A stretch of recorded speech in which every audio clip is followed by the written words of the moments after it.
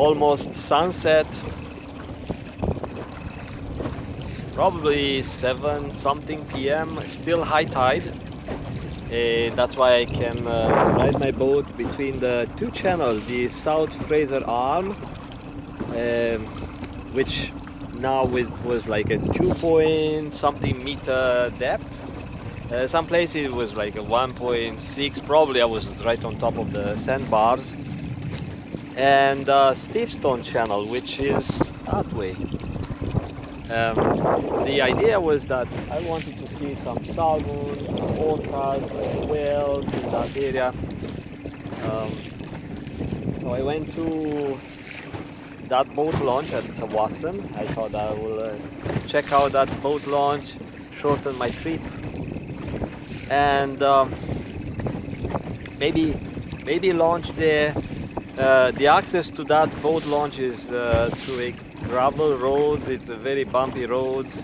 There were maybe 5, 6 boaters. One pulled his boat out with a 75 horse engine. Another one was just launching. So normal ski boats, power boats can launch at high tide. But since I am not familiar with the area, I thought maybe next time. Then I checked my Mercury engine, which is like a couple of months old. I mean, maybe I bought it last year as new, and I got water in the oil. The lower leg had water, so like a foamy oil, and I said, oh, should I go on the ocean? Should I like push my limits and not listen to the divine signs that this universe gave me not to go on adventure? So last time I've been on the water, the engine kind of gave me some trouble starting. I thought, okay, it was not fun, especially when I'm that far from the shore. See, if the shore is like 15 kilometers away, and I can't paddle for that long. I mean, I might, but probably won't be fun. I try to paddle this boat, but it's heavy. It's heavy, so I don't know. Might takes me like the whole night paddling in the dark. So the idea was to see the salmon. I saw only one today. Yesterday I've been kayaking, and not far from there it was some sort of a black animal, like a marine mammal, jumping out of the water kind of and splashing. I could see some sort of a splash, like lots of hitting the water and making this loud splashing noise that I could hear from at least a kilometer, or probably a kilometer and a half away. That was loud. And I thought, that was not a seal. For sure it was not a seal. They do slap the water, but nothing like that. Maybe it was an orca that got stranded on the channel.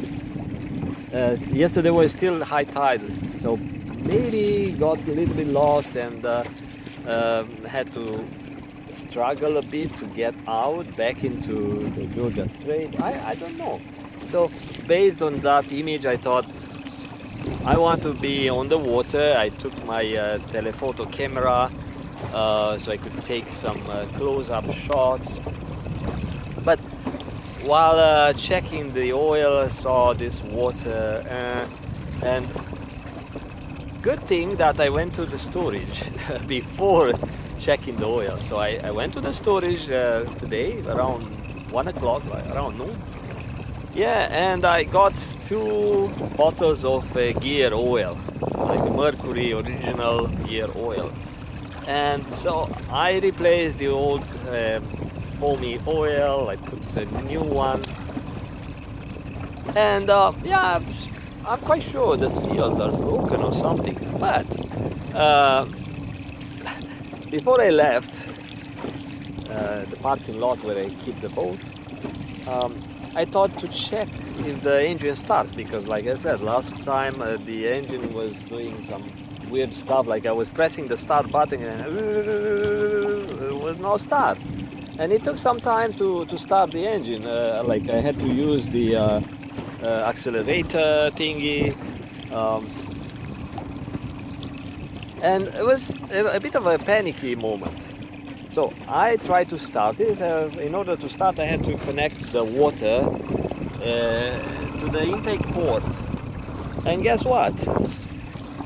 I misplaced the plug. So I went to Sawasan. I thought I have foam in the, like water in the oil, and I don't want to launch in the salt water and get out in the salt water. At least if I get out on the river. So I go back on the Fraser River and it's fresh water. And if I still have some water in the oil, in the new oil I just replaced, at least it won't be salt water to cause me trouble with the gears. So that was the thought. And so I put the boat on the water, start the engine, and I go for a little bit of slow RPM to warm up the engine. I never go high RPM right away. And I could hear like sort of sloshing. Water was coming out of that port. And since I never run the engine without that thing, I said, what's that? Doesn't sound right. Then it took me a couple of minutes to think, oh, that port must be plugged to prevent the water to come out, the warm water that keeps the engine warm, to come out to that port. So probably that port is before the thermo or after the thermostat. I'm not sure. This engine has a thermostat. So now I'm far away in Delta, far from my home, which is like a 30 kilometer away. And probably I lost that stuff at the car wash area where I tested the engine. So I wanted to go boating. And so that was a sign, don't go boating, because you might get into trouble. Maybe your engine might die or something. So what I did, I found this black plug that if you see the black plug is being used to inflate the tubes on this Zodiac boat.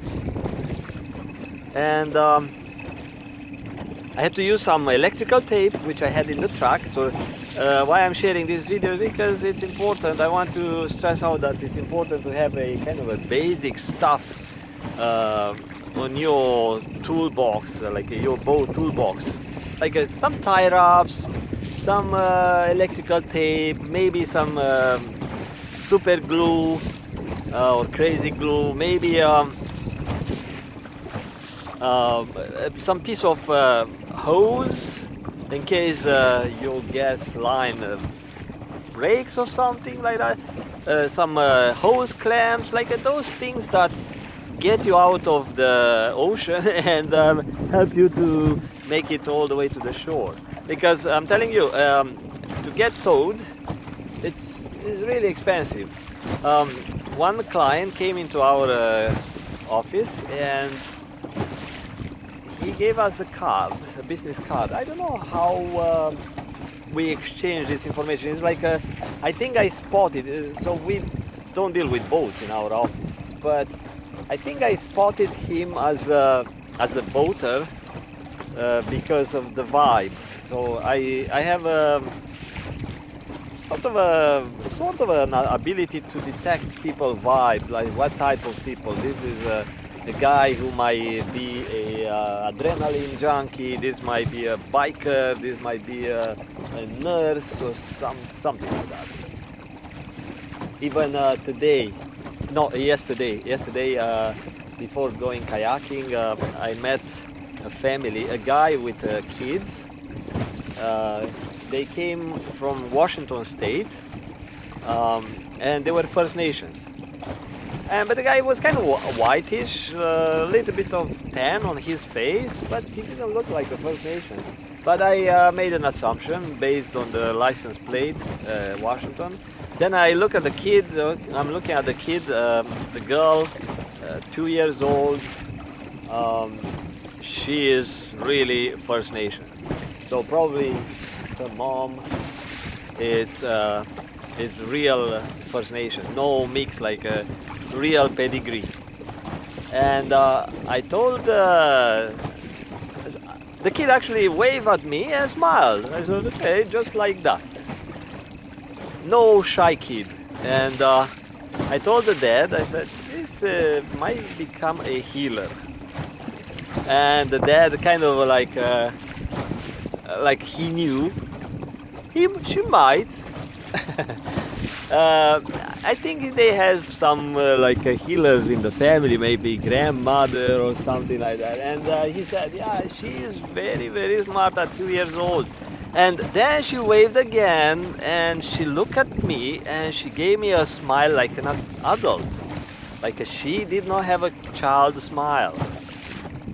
It was a smile like she knew that I'm an adult and she knew that I understand her.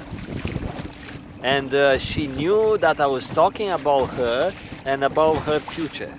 It was like a really interesting face to see a kid with the face of an adult looking at me like I know what you're talking about. Anyway, so back to the boating. Yeah, I'm going at the idle here.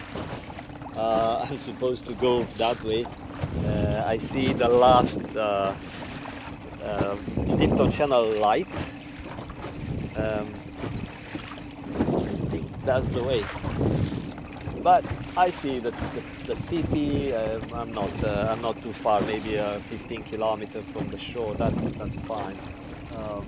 But again, if you have this engine trouble, yeah, this customer, I detected the vibe somehow. I don't know. I started the conversation about boats, or he says something about boats, or maybe I'm not sure. But he gave me a business card. He worked for a like a tow assist company. He's one of those contractors. So if he gets a call, if he's on the water, gets a call, if he is willing to tow someone, he makes some money. And I asked him, let's say if I go Bellingham, I've been Bellingham with my older boat, so I'm going across the border and I'm going south to the States, in the United States waters, and I'm not far from Bellingham. And I said, if my boat gets stuck in there, how much it cost me to tow it there? I said, come on, about $2,000. Oopsie. He said something per mile. How many dollars per mile? And I thought, okay, better not get stuck somewhere because it gets expensive. And last weekend I've been on Pitt Lake. There were two being towed. Those ski boats. One had two engines, one trolling motor and like a kicker, and one was just his regular outboard. And because of the fuel filter that was common for both engines, which kind of a silly type of approach. I have two gas tanks here and two hoses and two connectors. So when I run out of gas on this guy, I plug in this one. And you know, this thing goes 80 kilometers on the water, around 28 kilometers an hour. That was kind of my GPS tells me the fuel flow. I have a fuel flow sensor here. It tells me that's my best fuel economy, around 28 kilometers an hour. So back to that guy, he did not have gas for both engines because of the fuel filter had some corrosion, according to the guy who was helping. But he'd been told by some guys. I think they didn't charge anything. It was like some some dudes tattooed in the small aluminum boat, so they gave this bigger boat a tow, which was like very nice. And actually, yeah, the bigger boat who got towed offered some ice to the other sailor, to other boaters. And they were like happy, they were super excited that they were able to help, you know. Then they went back, I don't know, Fraser River. So that was one, and then I went to Pitt Lake to find some shade. It was very hot. I found some shade on some island there. And when I went back on the river back to reach Fraser River boat launch, there was another boat, bigger, like a larger, maybe 22 feet or something, also being towed. So like one of those power boats designed for fun, with boards on skis, whatever. So why I'm saying, why I'm sharing this story, it's important to have this bare minimum tools that can help you get out of the trouble on the ocean. So right here it's 3.3 meter. Like I said, at low tide, you hit the ground, and I did. I tried to cross from Stevestone Channel, and I thought instead of going like in 90 degree, so you go all the way to the end, and then turn left. And I was heading to the crabbing area where I was supposed to drop off some crab nets and stuff. And yeah, instead of doing that, I thought, oh yeah, I'm going to cut some corners. And I did, but I had to push the boat a little bit, not jumping in the water, but just with the pedal. So I have my my oars here, like my kayaking. It's a pedal, you know. And yeah, I knew low tide, don't cross it. So that's kind of the thought. I need to go back to eat my discounted food. Like this was a food tray with some tuna, $2. So